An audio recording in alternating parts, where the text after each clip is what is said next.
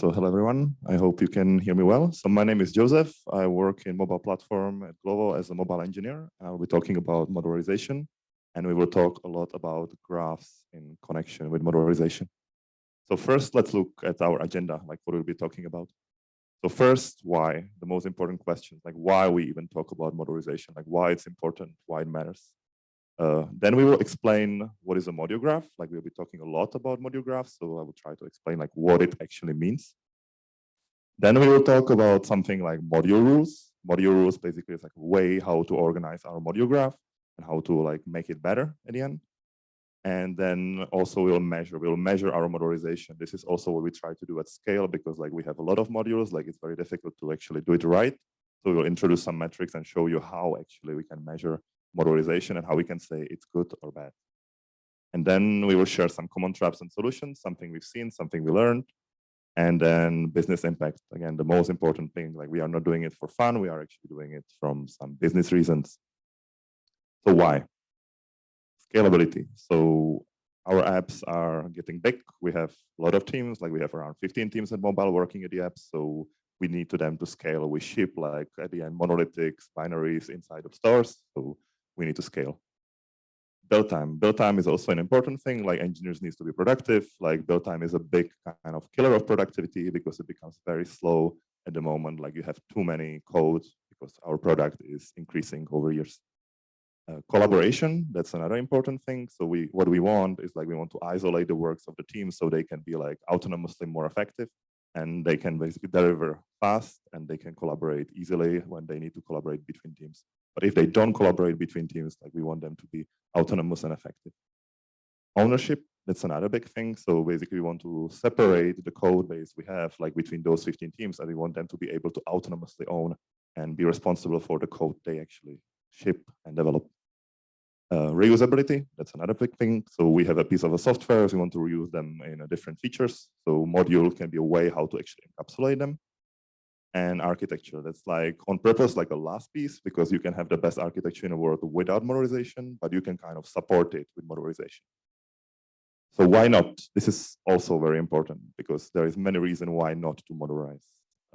Everyone is modularizing. So many people will tell you that. So this is not like a real reason why to modularize. Like it really depends on the requirements and if actually you have problems you need to solve. No scalability issues. So this is one of these problems. Like if you don't have scalability issues, if you have a very small app or even very small microservice, we are not talking just about apps. We are talking about basically any Java or Kotlin project. If you don't have scalability issues, maybe you don't need to modularize. Then over modularization risk. So this is something we see very often. Like we see engineers like modularizing an app, but sometimes the app is very, very small. It could be easily monolith, but we end up with 100 modules. Each of them has 10 lines of code. It's not really worth it. And then modularization is cool. It definitely is, but still it shouldn't be a reason why to actually invest in modularization because modularization is not for free. It has a lot of costs, which we will be showing. And architecture from the same, like sometimes it can support, but like doing architecture only with modularization might again increase like over modularization. You might like spend a lot of effort just in the modules. And at the end, you might not get what you are looking for, like any benefits. So module graph, like continuing with the next point in our agenda. So this is already a module graph. This is the simplest module graph as you might have. This is how every app or every service started one day. There is a single module, there is a single node. Everything is beautiful, and there is no complexity. But obviously this doesn't scale. So we extract some features. So we have 3 features here. We have users, we have analytics, and we have config. We will be going with these features all the whole way through the talk. So now they are fine, they are independent, like the application composes them together and everything is great. So this is pretty good. Like we would like to see something like that. But they need to share code, like it cannot be so simple. So we introduce something like core. We have a core. Then the users feature, the analytics feature, and the config feature, they share code, everything is great, and we solve the problem. So we can share code, the features are independent, everything is fine.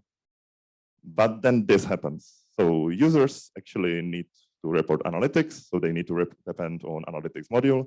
Analytics also needs to be configured somehow, so it starts to depend on config.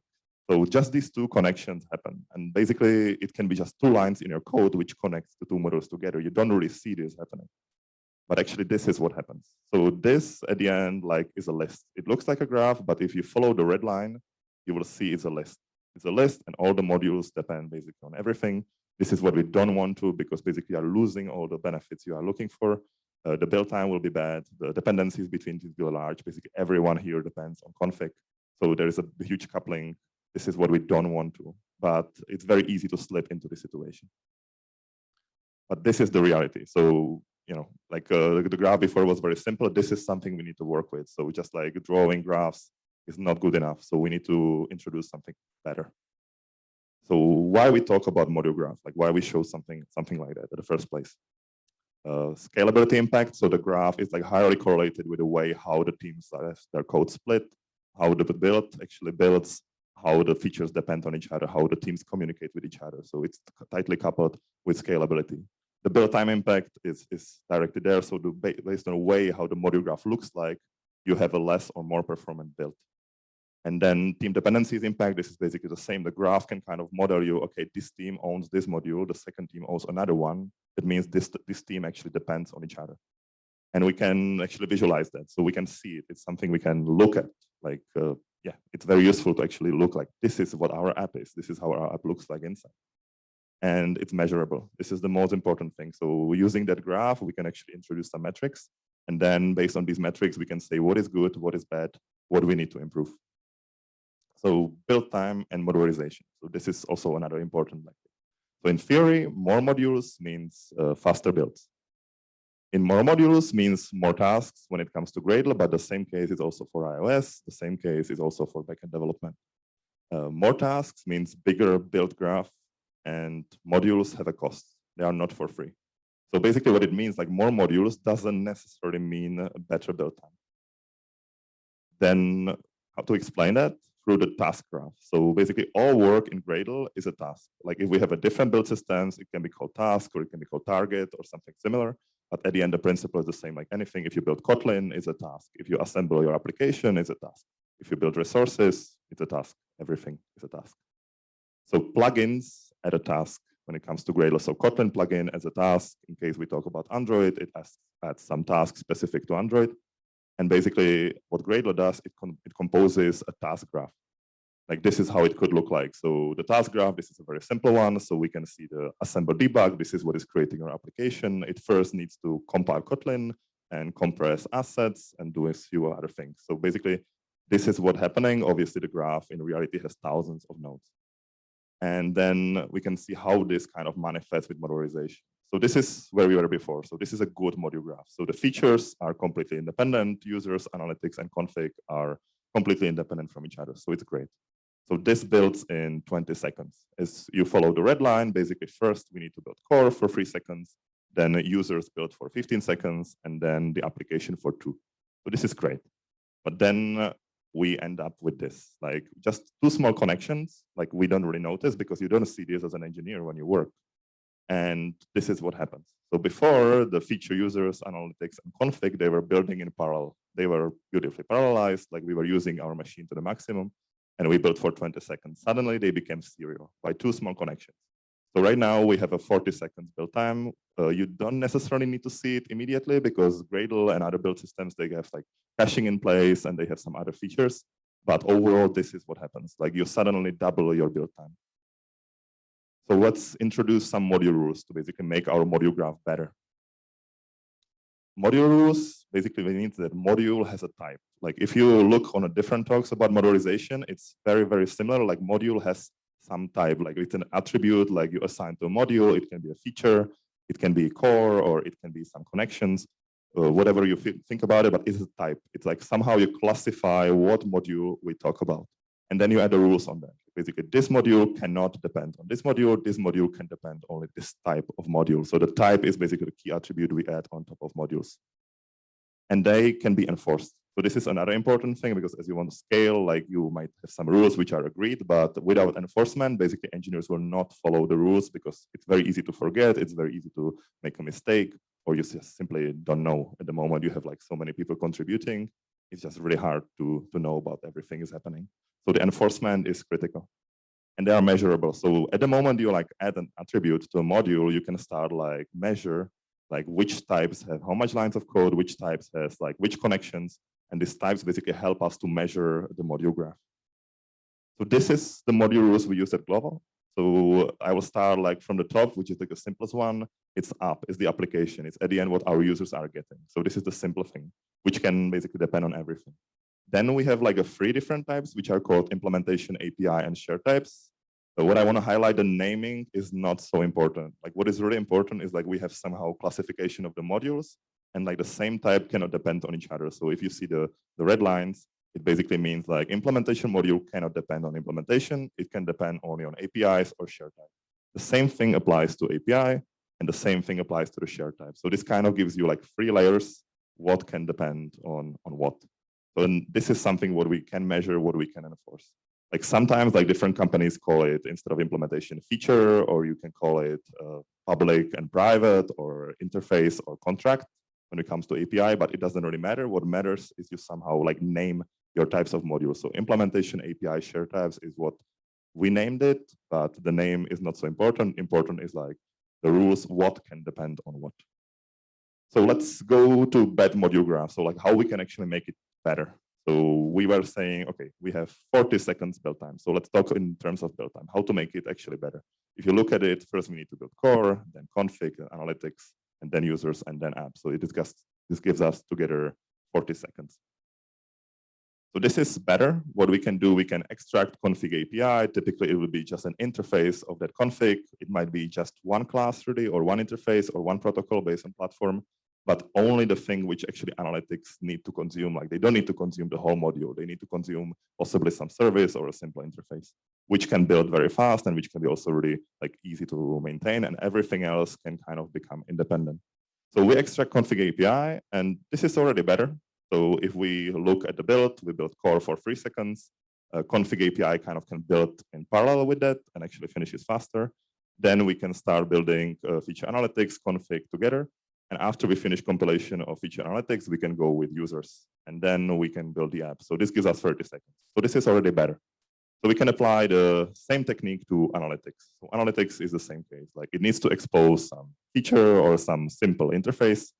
We just extract it into very tiny module, and we can basically make the module graph flatter, and we end up with 20 seconds. So this is already where we've been before. So we had 20 seconds, then we had 40 seconds. Now we are back in 20 seconds. So this is how the module graph somehow like affects the compilation. But we can do even better. So there is one important thing. So we can also extract core API. So the core API still builds for 3 seconds. And in reality, it might build for way more. The core can become way bigger. But like we can look at it as any other code, like it can have API, like if config and analytics can have API, so why core wouldn't have an API? So this is something very important, like from the perspective of modularization, the semantics or like the meaning of the features don't matter so much. What matters is like the flatness of the graph, like the way how we extract the public API. It doesn't really matter if it's an API of a feature or if it's an API of analytics or if it's an API of a core. From the modularization perspective, they are the same thing. So what we are after is this flatness. Like the flat graph is what makes at the end build time effective, at the end collaboration effective, dependencies between teams effective. But it's already starting to be a bit complex, and we just have like 3 features, and still the reality is much worse. So we still need to do better. So we need to assert the module rules. We need to basically like put something in a development workflow, which will basically make sure like these things are followed. So what we use is a Gradle plugin, or actually when it comes to iOS, we use some hooks into the builds, which basically set the module types. You can set the module types on each module, and based on that, you can assert if the dependencies are correct or not. And it fails the build on violation. This is like the most important thing for us, because at the end, it gives the feedback to the engineer at the moment, like something undesirable happens when the mistake happens. And it runs on each build. It's very fast. It's very few milliseconds to actually run it. And at the end, what we are after is this. At the moment, you connect modules in a way they shouldn't be connected. You receive this. Ideally, this should point to the documentation, which tells you, okay, you shouldn't do that. You should rather extract your API. So let's go to measurements, like how we can actually measure and how we can see that we are getting better. So first, we can measure the module types adoption. This is something what we are constantly doing. And basically it means, okay, this number of lines of code is implementation, this number of lines of files or number of files is implementation, API, or share types. Then we can also measure the height of the module graph. So the height is like useful indicator, because basically lower is better. what we are after is like the flat graph. So the flatter the graph is, the height goes down, and we can measure it and we can use it as an indicator. Longest path, this is something like the longest way you can possibly find from the up module to like some other module. It's very similar to the height, and this can be like a good indicator where to start. Like you can start like looking at the longest path and make it shorter, basically. And this can be like basically the way how your build also compiles, is usually through the longest path. And also we can measure dependencies between modules. So this is something which proved quite valuable to us. I will very shortly show how. And something called betweenness centrality. So this is already like, let's say, a bit advanced graph theory. So I will not go much into details, but you can kind of find like a bad modules, like the modules which aggregate a lot of dependencies. So I will just show some links how this can be used, because this is like another way how we can measure the module graph. So this is like example from one project at Glovo. So basically you can see like how slowly the module types were adopted. And we ended up like with more than 99% of adoption. Like what is really useful about these metrics is like first you see progress, so you see if you are moving or not. But also we've seen like if we are moving backwards. So we had several cases where we had regressions because something was not really covered by our documentation or by our like use cases. So at the moment we've seen, okay, so actually this went down, like why? So then we found the use case and we say, okay, why we couldn't actually progress that, like why we couldn't do the right thing, why we had to do the wrong thing. So the measurement like this was really useful. It was basically crucial to the progress. This is basically something similar. Is this like measuring the amount of code within the app monolith? At the moment, you have the module types. You can see how much code is left inside the app monolith. Lower is better, and we are basically almost at zero. We are aiming for almost zero in all the apps at Glovo. This is like a Datadog dashboard. It doesn't really matter if it's Datadog or anything else. Like the key is like you have some metrics somewhere which is reported periodically. So something what I was talking about more is a module height. So basically the height is like how many modules are kind of below through the longest path. This is also like a good indicator how healthy your modules are. So the highest height would be always the up module, but the modules with the highest height could be like an indicator, okay, these are the ones which we should kind of put the height lower.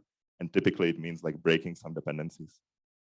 The longest path is basically the same, like on every graph I'm showing, the red line is basically the longest path. And here what you can see, it goes from the app through the feature users, then it continues to analytics, config, and core.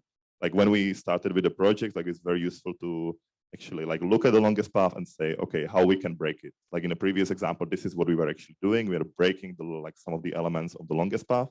It will always be there. Longest path is in each graph, but what is important is that the longest path is getting shorter. Dependencies between modules. So this is another thing which we very often see. So you can have something like a bad core. What actually means bad core means like it aggregates like a lot of features, but they are not really used everywhere. So in this example, like the feature users and feature config share a lot of code. But if you would look inside the code, you see 50% of code is used only within users, and 40% code is used only within config. Only 10% of code is actually shared. So what we should do in this case is actually move this 50% of code to the users, 40% in config, and we have much smaller core.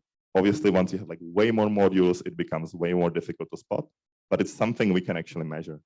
So Android Studio or IntelliJ has something which is called analyze dependencies, and its output looks something like this. It basically tells you this module has that many classes, that many elements, and it depends on these feature modules or these APIs, etc. So by that, you can see, okay, like this is what I'm depending on. Maybe I can break some of these dependencies. And if you have just literally one class depending on each other, then it might be very, very easy. So we use this analysis a lot to kind of identify how to break, what kind of couples these modules together. And there is one more thing, which is basically the same, but just like the reverse order, which is backward dependency. So this is the core case. So we can say, okay, we have a core or core API, like how much features actually depend on that. So we can see, okay, this feature actually depends only on one class. Maybe that one class shouldn't be even in core. Maybe it should be just within that feature. Or maybe we can find a better way, and then we can decouple core from the whole feature. So this is like very useful to do. It takes some time to run, but it's, let's say, very useful, and it proved to be useful for us many, many times. Betweenness centrality. So I will just very briefly show what it is. So there is something called dependency hub.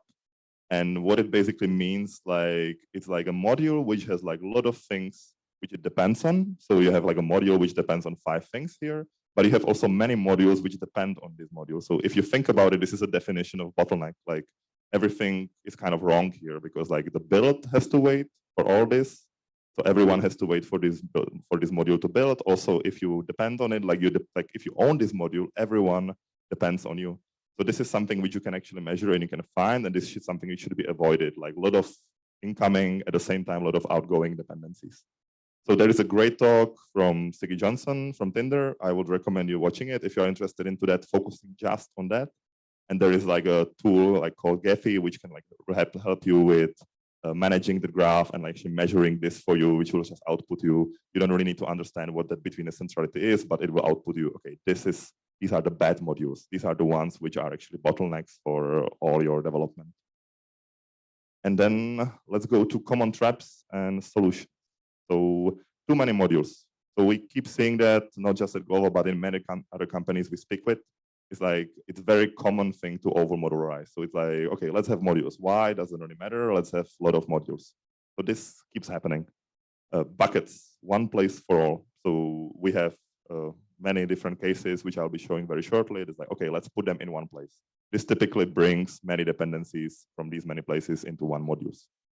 List-like graphs, dependency hubs, it keeps happening. You don't really see it when you develop because you are just connecting configuration files and you just like write one line. You don't have a view on the dependency graph. So it's very easy to miss. So yeah, and testing. Testing is like a first citizen when it comes to modularization. So modularizing testing is equally difficult because what typically happens is like people just depend on everything in testing and then the tests build forever. And modularization scope creep. So this is something which happened to us at the very beginning. We collected like maybe 25 different definitions of modularization. So it was something different for everyone. So this was like very critical to actually agree on. It's like, okay, so what is modularization? What is like our definition of modularization? Because many people were imagining different things. And it was really difficult to agree like, okay, so what is it? So my recommendation is like focus on like one thing. Like in our case, it was the module graph. So too many modules, like why modules are not for free.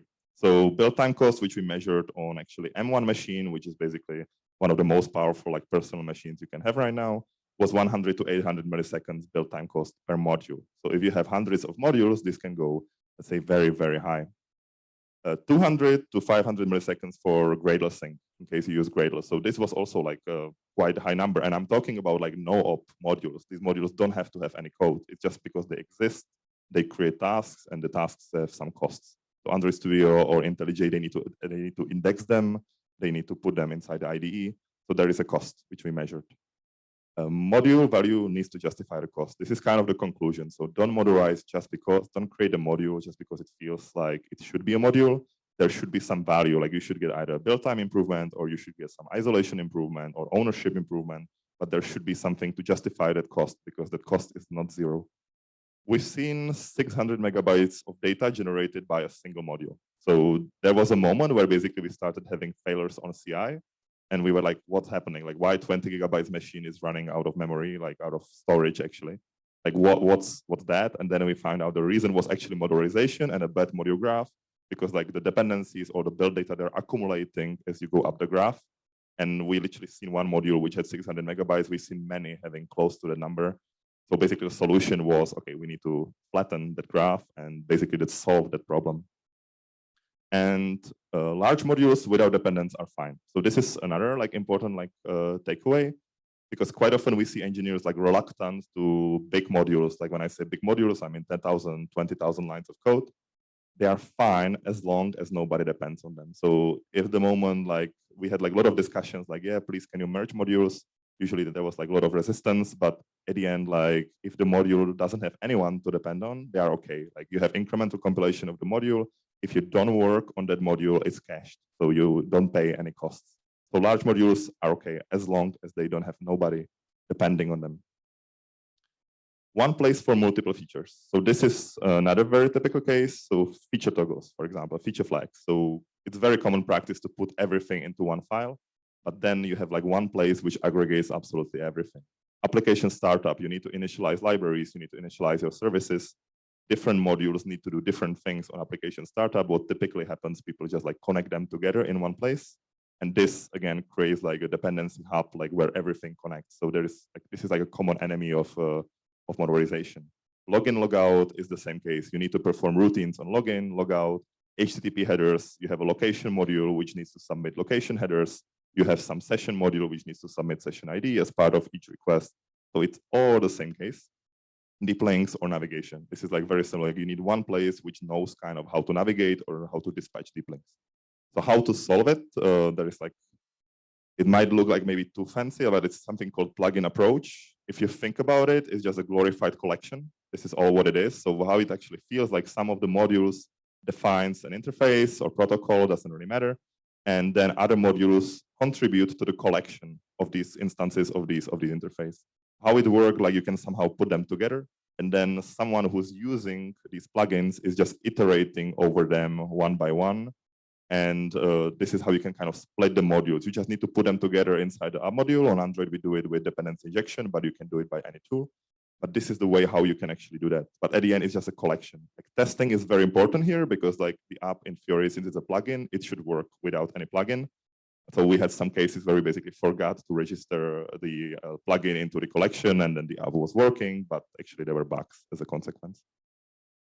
So let's talk about the business impact, like why we were actually doing that, like why it's important to invest into modularization.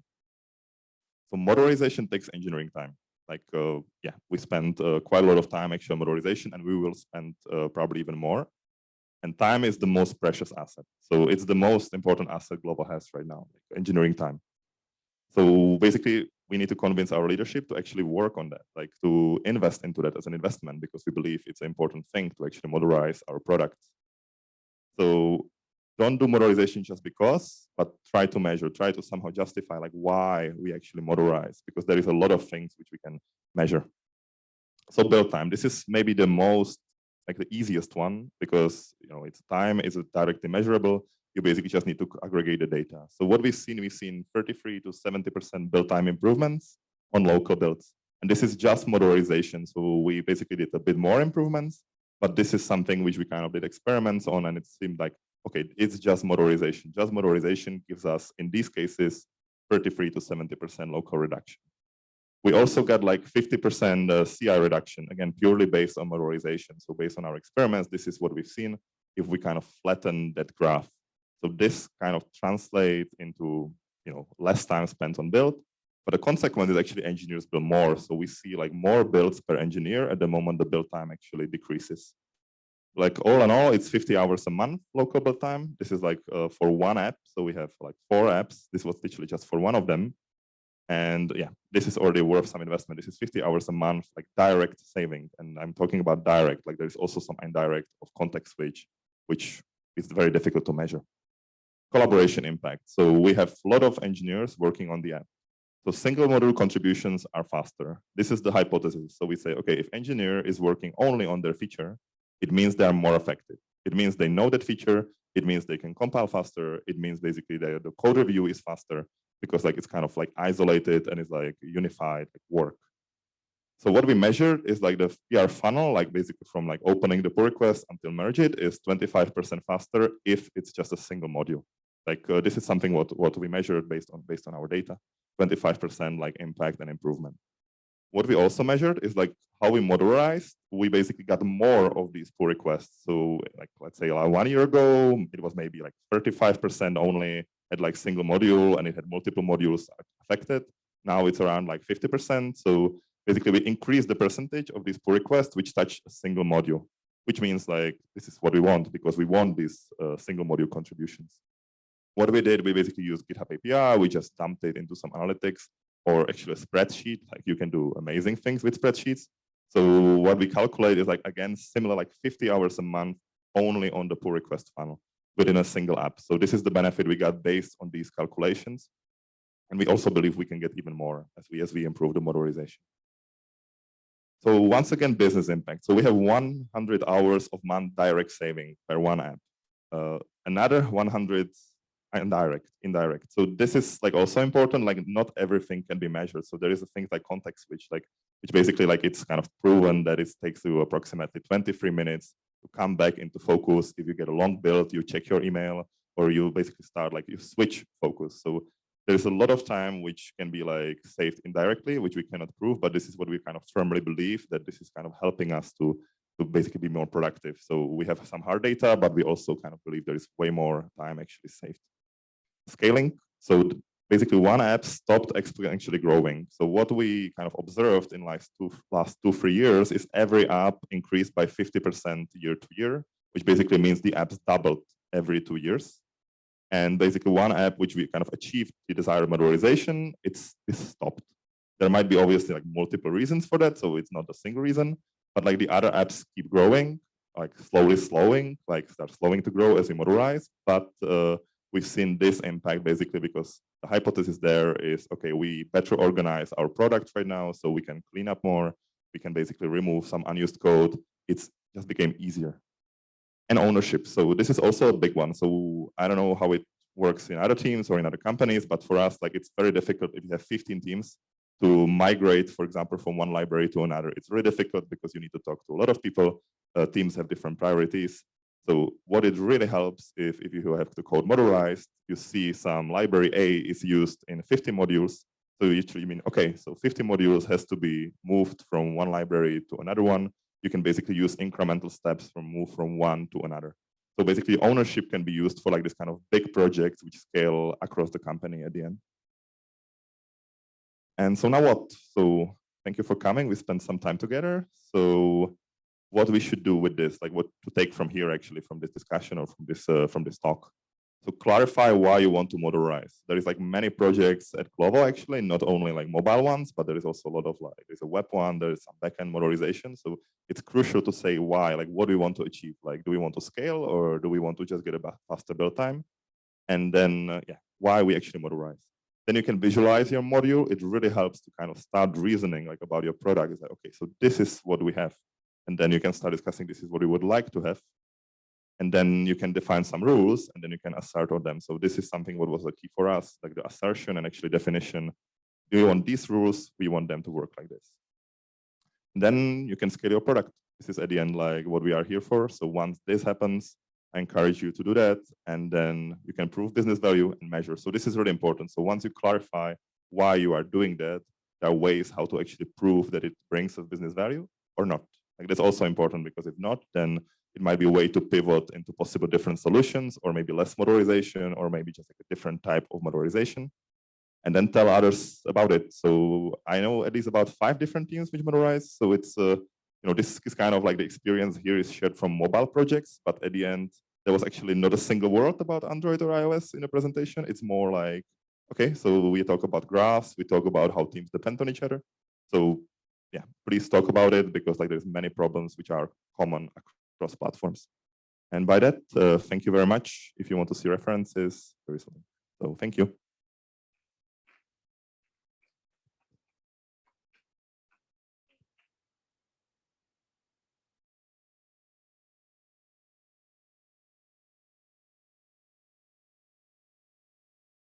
Okay, so we have some questions.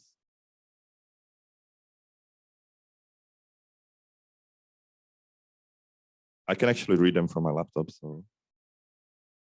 So there is, how are the builds built in iOS SPM Cocoa Pods? So currently we use Cocoa Pods from various reasons. Actually, if you search on Confluence, there is a whole document why we use Cocoa Pods. But yeah, we use Cocoa Pods in iOS. Any other question? If not, it's Friday. So, okay, thank you very much.